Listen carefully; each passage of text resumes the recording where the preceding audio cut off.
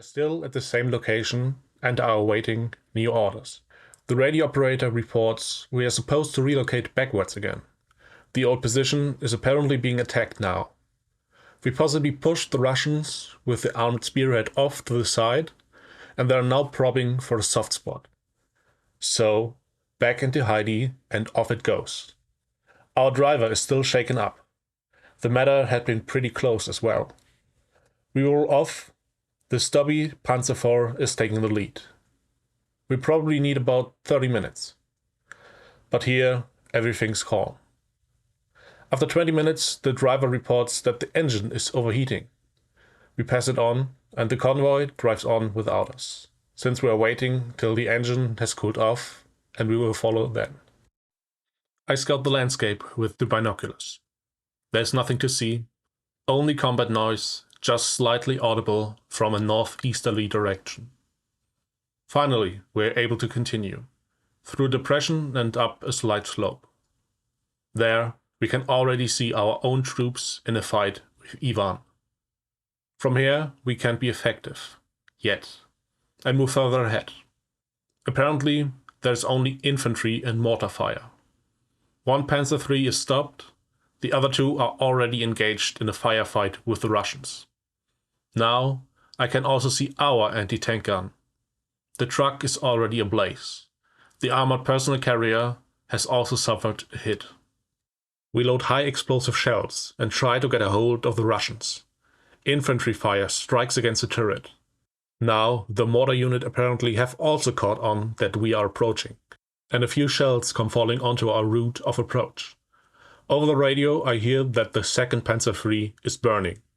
Hit in the engine compartment. The crew is bailing out. Our tank is still 300 meters away, but the engine is getting too hot again, reports the driver. Regardless, we have to get there. Take the comrades into cover. Impacts on the turret. Oh boy, where are those guys sitting?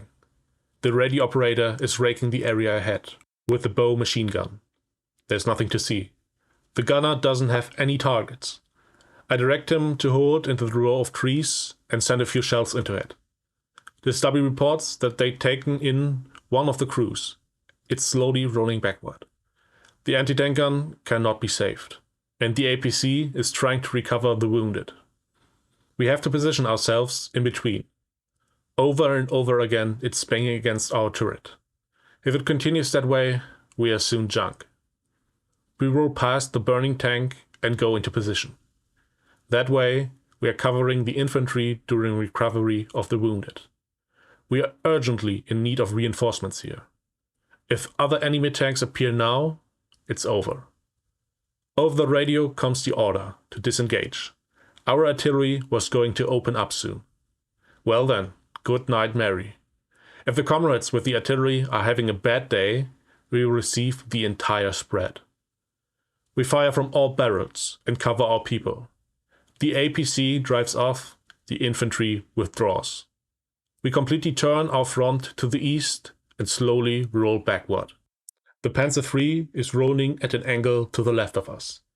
One machine gun unit is still positioned to the right of us and is holding back the pursuing Russians. Daredevils. I'm leaning out of the turret and shout to them that they should now quickly take to their heels. The artillery was soon firing upon the spearheads of the Russians. The sergeant with the two riflemen signals, "Understood," and already the three of them are jumping out of there like rabbits through the brush. Then it impacts. Right into the manlet, the projectile screams up into the sky. 10 centimeters higher and it would have got me. Quickly, back down and hatch closed. The gunner reports an anti-tank rifle troop and turns the turret onto the identified target. I give permission to fire, and already the shell blasts into the assailants. Through the bulletproof glass, I still see the remnants of the Red Army soldiers being tossed through the air. Onward it goes. Hit after hit is banging against the tank steel. The ears are ringing underneath the headset. The engine won't take that much longer, but we have no choice. It somehow has to work out. We roll another 50 meters when the first barrage hits the ground in front of us. There, The dear Lord did hold his hand in between. Further shells zoom past above us, into the advance of the Russians. A cloud of dirt and dust is spreading in front of us. The radio operator reports that the salvos are placed well. Additional artillery fire pieces are joining in. Then it happens. The engine stops. Either it's engine damage or the engine is just overheated. We wait and report what's going on. At least the dome of shelling protects us from the attackers. That way we're sitting here safe, for now. But the engine won't start back up again. We have to be towed away. Already, the Panzer III is there and sets itself behind us. Radio man and driver jump out and try to attach the tow cables. I stick my head out of the turret and watch the busy commotion. Quickly, the tank is hitched up, and the men hurry back inside the tank. Now there's a jolt. The Panzer III, with us in tow, is struggling across the meadow. I take my binoculars for a short look around. At 3 o'clock, I see something flash, and in a fraction of a second, it's whistling past my head. I'm just about to duck into cover inside the turret hatch when it impacts. Darkness, silence. It got me. Or the tank. There's a high-pitched noise in my ears. It's hissing. I can't move. However, I feel no pain. Through the hissing and beeping, I hear a voice. While muffled, I do hear it. Rudolf! Rudolf! Damn it again! It's shaking me. I attempt to open my eyes. Nothing happens. Again, someone calls, Rudolf! Then comes, Commander wounded. Medic will be here soon. I lift the right arm and try to touch my head. I don't get that far. Someone is holding onto my arm. I can't move my left arm, and somehow I'm stuck. Then again I hear, Rudolf, everything will be okay. It's going to be fine. Something is running down my face. Again, I want to reach for it. No, Rudolf, don't touch. You're only making it worse. No, I croak out. Damn it. I can't get my eyes open. Don't touch, Rudolf. Your eyes are open. Oh God, I can't see anymore. Blind? No. Dear God, no. What happened? I still ask. Then I only hear, probably a hit by an anti-tank rifle. Your binoculars saved your life. Only pieces of shrapnel have penetrated your eyes. We're going to bandage that now. We've already pulled out a few large pieces, carefully. Your arm has also received some damage. Now comes the pain, and I doze off. Then I wake up again. Apparently I'm lying on a stretcher, and I'm being carried around somewhere. The pain is horrible. I attempt to lift my healthy arm and want to touch my face, but it's apparently underneath a thick robe. Then I'm set down somewhere. Probably a medic asked me how I was doing. I answer spitefully how he thought I was doing. He just wants to know whether they'd overlooked anything, or whether anything else was hurting besides my arm and my face. I say no and grab the comrade by the arm. How's it looking for my eyes? The medic answers that I had received some considerable damage, but both eyes were still there. And that, in it itself, was a good thing. Again, the stretchers are lifted up. It's going over to a transport, probably a truck or so. I've been shaken around and try to somehow not think about that I can't see anymore. Again, I lose consciousness. With severe pain, I wake up. A man is talking to me, surely the doctor. The bandages are apparently already off, but I still can't see anything. How this had happened, I'm asked. I'm explained that I didn't know exactly. Only what my crew had told me. The doctor does something to my face. That hurts like hell. Whether I could see the light, he asked me. With the left eye, I could see nothing at all. With the right eye, just a glimmer. Hooray! That's already something. But then it becomes painful again.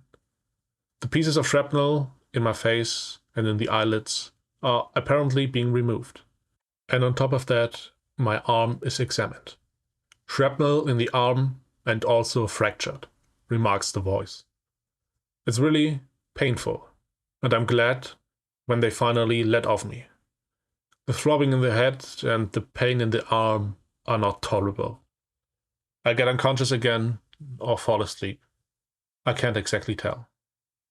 When I wake up again, I can hear the even clatter of the train. I receive some water to drink and dry bread. I'm thirsty, but not hungry. My thoughts are going to the homeland. I really wanted to go home, see my wife, but I wanted to see her and not come back as a blind man. In my mind, I see Gudrun in front of me with her big belly. I see the backyard, the flowers, the blue sky, and the clouds. Will I now no longer be allowed to see all that? What's God's plan? Was I punished because I've done wrong? Because I've taken lives? Was I just lucky not to die? And is my eyesight a small price for my return back home? No. I can at least see a glimmer. So not all is lost. I sleep, then I lie awake and have strong pain. The train is rumbling across the vastness of Russia. I can't tell how long it took, but at some point we're being offloaded. Strong hands are supporting me. I'm able to walk, I say, because I don't want to be carried. A comrade leads me out of the train. Together, we are loaded onto trucks.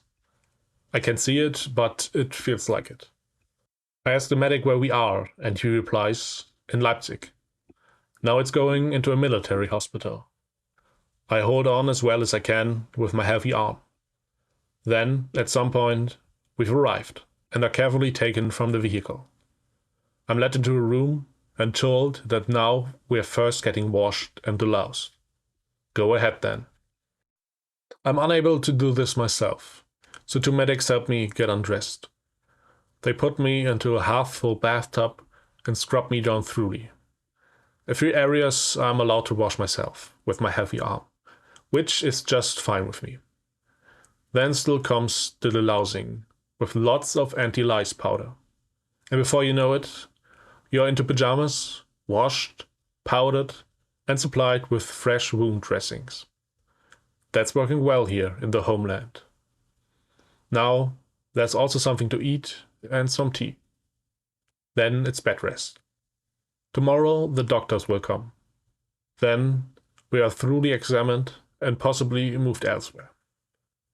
Whether Gudrun already knows that I'm back inside the Reich again? Tomorrow I'll ask whether someone has notified my family. That would already help.